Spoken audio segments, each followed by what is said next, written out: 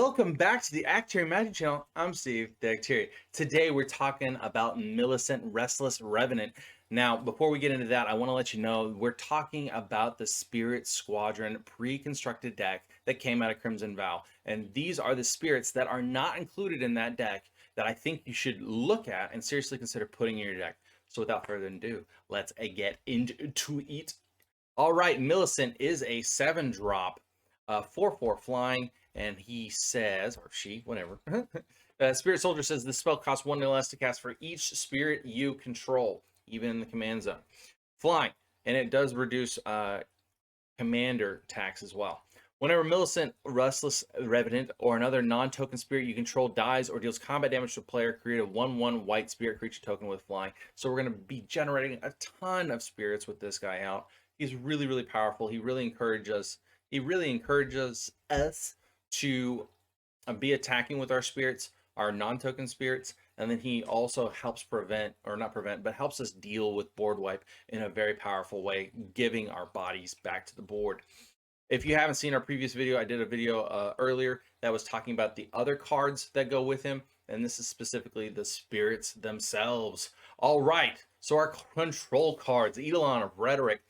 I think this is really, really powerful, especially against other decks that like storming off or like even doing several things a turn to try and get ahead. It's a 1 white, 2 generic, 1/4 spirit. It says each player can't cast more than 1 spell each turn. Well, if you have things like, I forget, there's a spirit that lets you cast spirits as though you had flash. This means then you just start playing your stuff on each opponent's turn, and that way or at the end of their turn.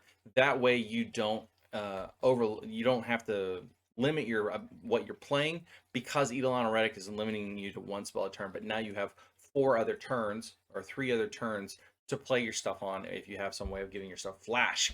Kaiga, the Tide Star, is a 1 blue, 5 generic, 5/5 dragon spirit. He's a spirit. Whenever he dies, gain control of target creature. Heck yeah. So we're going to get our 1/1 flying whenever he dies. And then we're also going, because of, Millicent.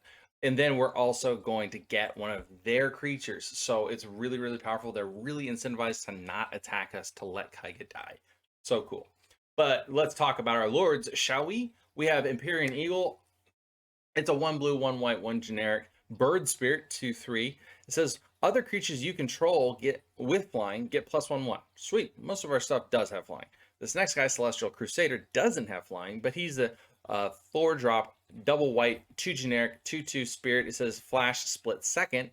The spell is on the stack. Players can't cast spells or activate abilities that aren't mana abilities. Flying. Other white creatures get +1/+1. Very, very good. Very cool. Let's double check with, yep, he creates 1/1 white spirit creature tokens. So very, very useful. And then Patrician Geist is a 1 blue, 2 generic, 2/2 spirit knight, fresh out of Midnight Hunt. It says other spirits you control get +1/1. And he has flying. And spells you cast from your graveyard cost 1 less to cast. So if you have any of your flashback cards or cards that have disturb, those cards can now be played with Patrician Geist for 1 less, which is nice. But I wouldn't build around that if I was building one myself. Metallic Mimic is a 2-drop shapeshifter. Not technically a spirit, Steven. Okay, come on. When it enters the battlefield, choose a creature type. Metallic Mimic is the chosen type in addition to its other types. Thank you. Each other creature you control of the chosen type enters the battlefield with an additional 1/1 counter on it. So that just means that I'm going to get big creatures every time I play something. So that's nice. So if Metallic Mimic goes away, I'm not losing that +1/1. They've already gotten the 1/1 counter. I like it a lot.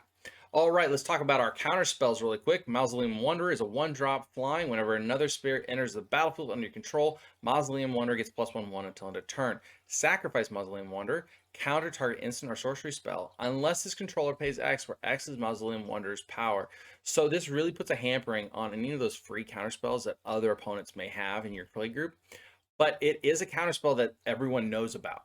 It's like just kind of like this open, hey, I could counter your stuff, so just be careful.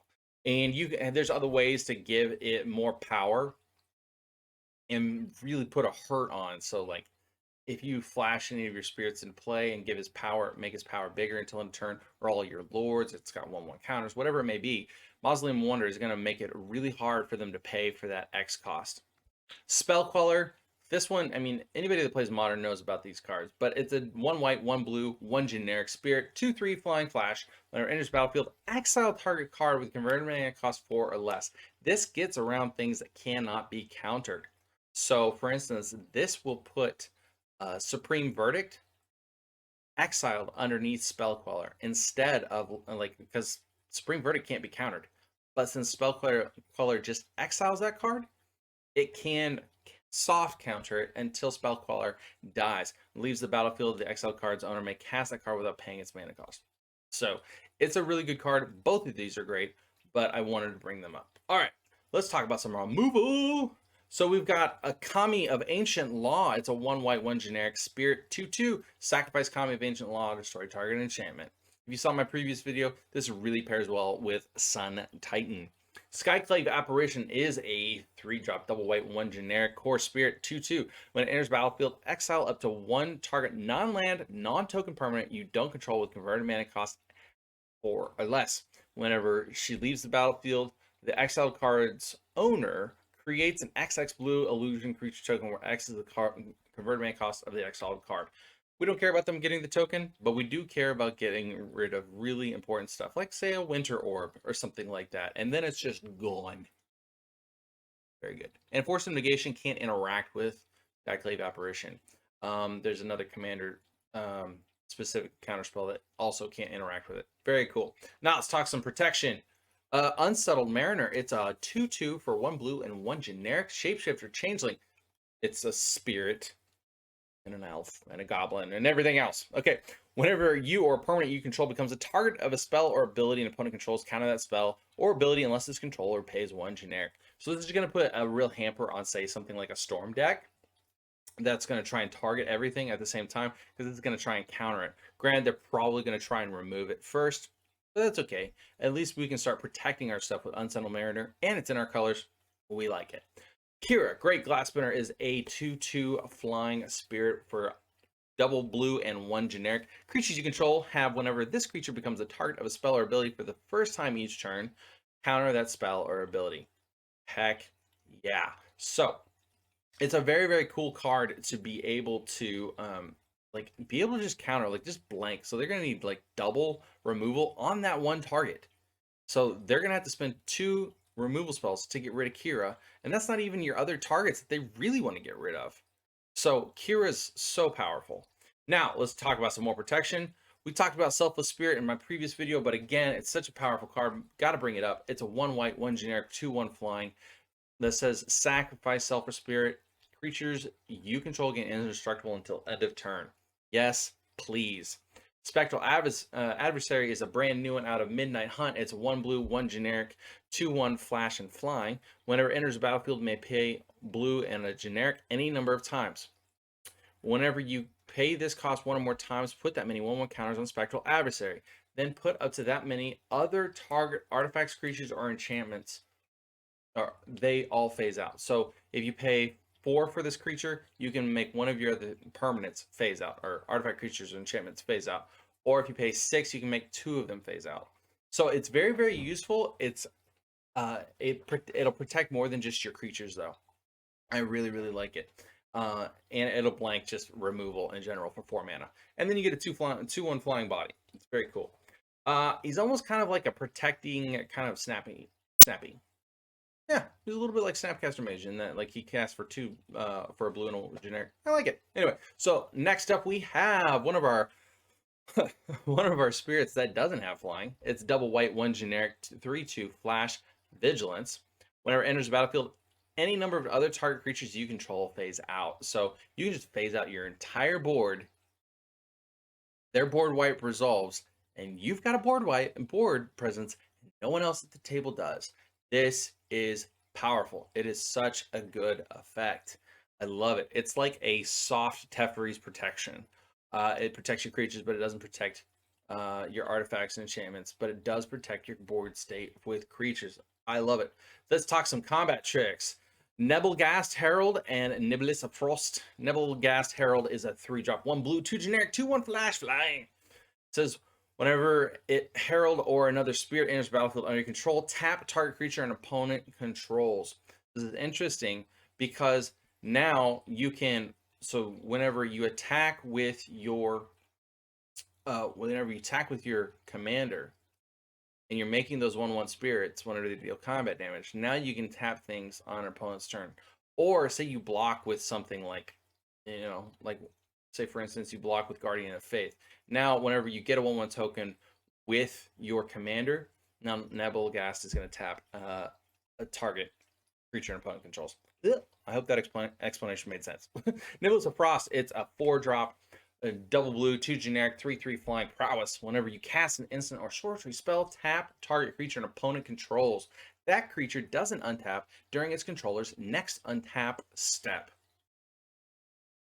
So I'm in blue and white. I'm probably going to be casting a lot of instants and sorceries anyway. Might as well tap their stuff down so they can't smack me in the face with it. Yes, please. This next one's a unique card that's just been printed. I think it does something kind of silly. I like it, but it's kind of weird. All right, Dorothea, Vengeful Victim, is a 1 blue, 1 white spirit legendary. 4/4 flying. Whenever she attacks or blocks, sacrifice it at end of combat. I'm sorry, what? Why would I want to do that? Then she has Disturb for a blue, white, and 1 generic. You may cast this card from your graveyard transformed for its disturbed cost. Disturbed. Down with the sickness. I'm sorry. Anyway, Dorothea's Retribution. Okay, so we can cast the back part of this, the aura part of this, for its disturb cost. Enchanted creature has, so enchant target creature. Whenever this creature attacks, create a 4/4 white spirit creature token with flying that's tapped and attacking. Sacrifice that token at end of combat. If Dorothea's Retribution would be put into a graveyard from anywhere, exile instead. I don't know why they didn't reference Geist of Saint Trapped in this, because this is the Geist of Saint Trapped ability that says whenever it attacks gets a 4/4 spirit, or actually 4/4 angel. So this is a spirit instead. I don't know. I don't quite understand it. But anyway, it's cool. I really like it. It can be reanimated. So the Dorothea part can be reanimated with Sun Titan, but then you're not going to be able to do the enchantment. So it's kind of a crapshoot. I don't know. She's cool. But our value cards, let's talk about them. Soul Herder, there's so many cards that enter the battlefield and do something in these decks. And Soul Herder takes full advantage of that. For 1 blue, 1 white, 1 generic, it says whenever a creature is exiled from the battlefield, put a 1/1 counter on Soul Herder. That's not just your own creatures, that's anybody's creatures. At the beginning of your end step, you may exile another target creature you control, then return that card to the battlefield under its owner's control. So it flickers out. You get a new ATB, and then that way you get a 1/1 counter on Soul Herder. So you can reset a lot of these creatures. So for instance, if you wanted to reset your Karmic Guide, and now that way she can go to the graveyard again, that's actually no Karmic Guide just going away and coming back. It's just good because now you're going to get another creature from your graveyard into play. But then we have Ethereal Valkyrie, which is a 6-drop, 4/4 Flying Spirit Angel, a white, blue, and 4 generic. It says, when it enters the battlefield or attacks, draw a card. Then exile a card from your hand face down. It becomes Foretold. So you didn't have to pay for the Foretell cost. Interesting to note. Its Foretell cost is its mana cost reduced by 2. So, for instance, if we were going to cast... So if Niblis of Frost was our Foretold card, now Niblis of Frost being cast off of the Ethereal Valkyrie now only costs double blue. Now, this Foretell card stays in Foretell exile just until we cast it. So Ethereal Valkyrie can die, and we don't care. We can still cast our Foretold card. That's interesting to know. Then another value card, and this one I think is the card of cards that you should go get. This is Cemetery Illuminator, brand new out of Crimson Vow. Double blue, 1 generic spirit flying. When it enters the battlefield or attacks, exile a card from a graveyard. You may look at the top card of your library anytime. Once each turn, you may cast a spell from the top of your library if it shares a card type with a card exiled with Cemetery Illuminator. So you're probably going to be creature heavy in this build, so exiling a creature first seems reasonable.